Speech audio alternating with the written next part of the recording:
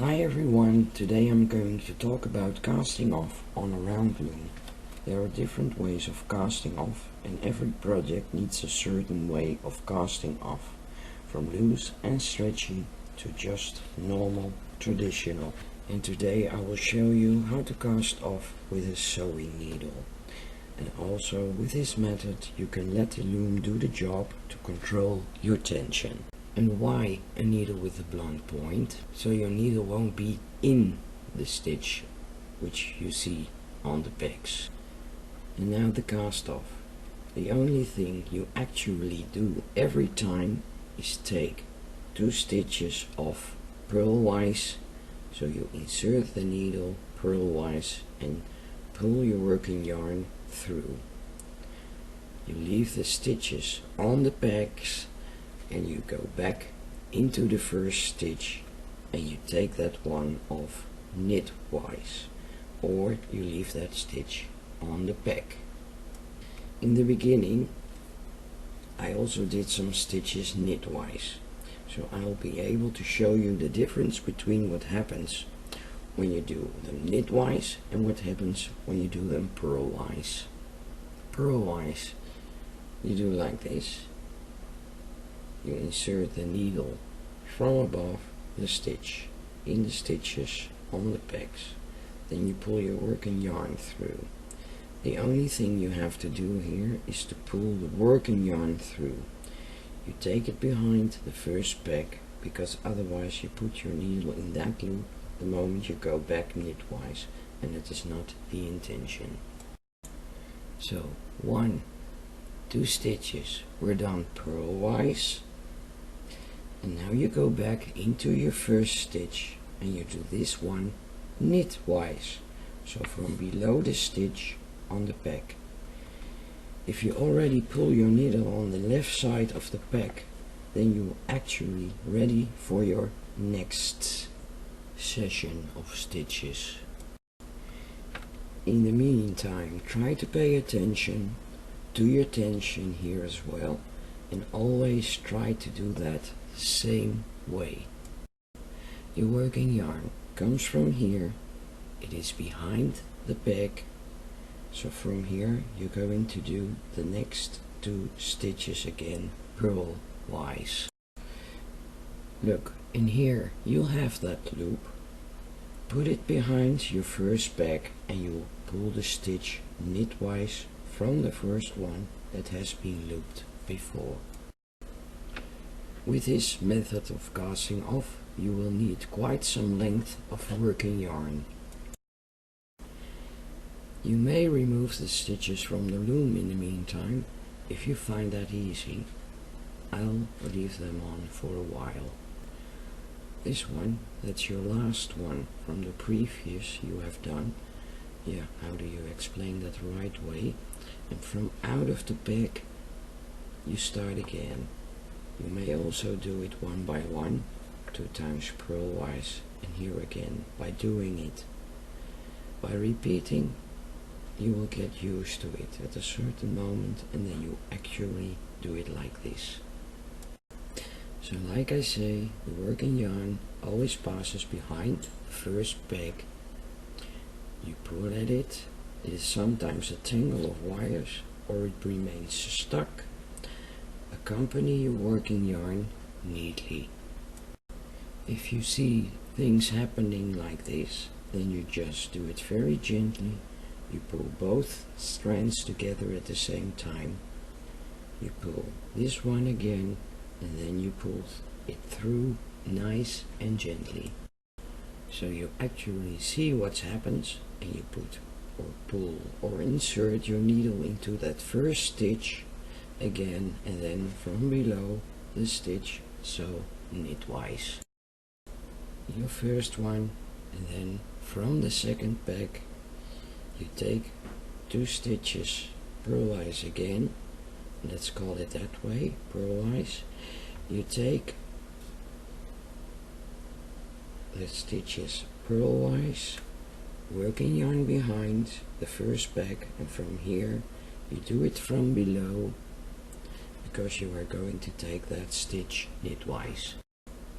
And again 1, 2, purlwise, get through the stitch the right way, guide your working yarn behind the first speck, adjust it.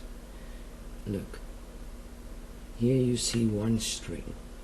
Because I need with 2 strings, just one is sticking out. Adjust it, look closely, not too tight, try to give it the same tension, and then all the stitches will have the same size, and you continue. And then again 2 stitches purlwise in here. Look at your stitch that is in between those 2 pegs. That actually becomes your upper part of your cast off edge, and you see here it's already on the right side of the purl stitches at the left. So here you don't have to be afraid you sew them together when you don't want to. So you're working yarn behind from here to the other peg and you pull it through. If necessary, lay it behind the pegs, check and knitwise again. 2 purlwise again. If necessary, lay that working yarn backwards already, then it goes backwards. Check, pull through, and again, and 1 knitwise, everything to the back, and 2 stitches purlwise. Working yarn to the back. Hey, I think I saw one of the strands is right in front of the peg instead of behind. I can check that. If at least one strand has gone before the peg, then you look where it went, follow the yarn, and then you put it to the back, and then you check again. At the back of the peg, and you check again. Look, and you'll see that the loop goes behind the peg. So check that each time,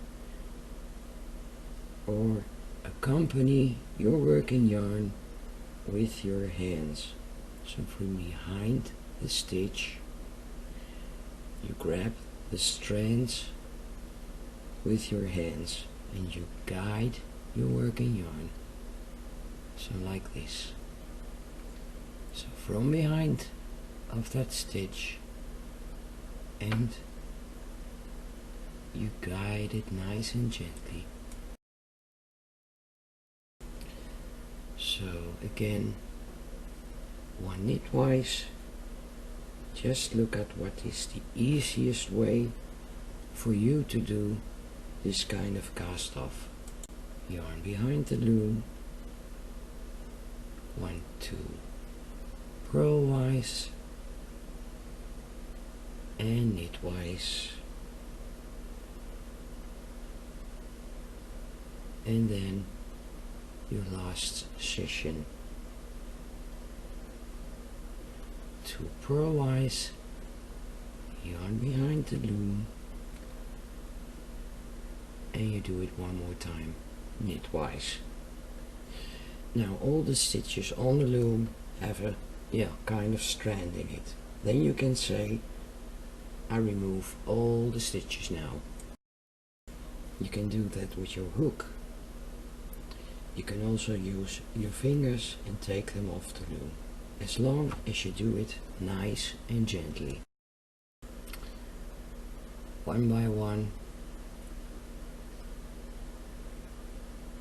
just nice and gently, like I said. You take your sock or other project off, and again you see that it is a rather elastic way of casting off. So when you put on your sock, look here, because of the rib stitch and its elasticity, if you have it like this, it goes to the inside. At the moment you put it on your calf, it will take the right tension, and then you see here that this way of casting off is almost even a lot looser than your whole project, which was done in rib stitch. Well, you're finished here. What you can do is grab that first stitch again and make a V shape on top of it, so that your first and last stitch neatly overlap or merge into each other. Then you decide which side will be your right side in this case. In this case, I had knit stitches here at my foot section. This will be my right side, so the wrong side you already saw on the loom remains the wrong side. And sometimes it can always be the other way around, and you just have to pay attention at the moment you start to weave in ends. Well, I always take one stitch down and make my weaving knot, and in this case I grab the V shapes, but of course you can also take the ribs or just use your own way to weave in ends.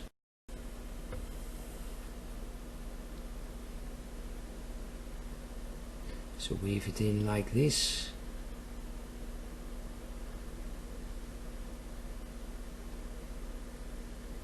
Or you grab the ridges over here. For this way of casting off, I have wrapped the working yarn around the loom 4 times.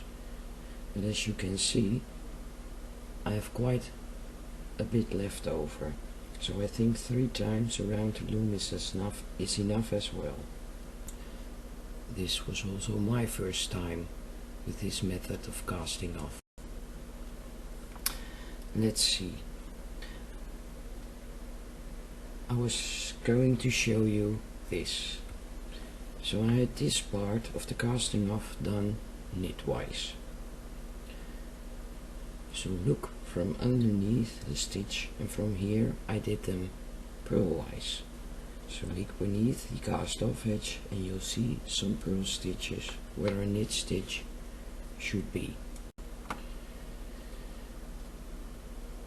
And from here I started inserting the needle in from above, so purlwise. So you see there's a ridge where it should be.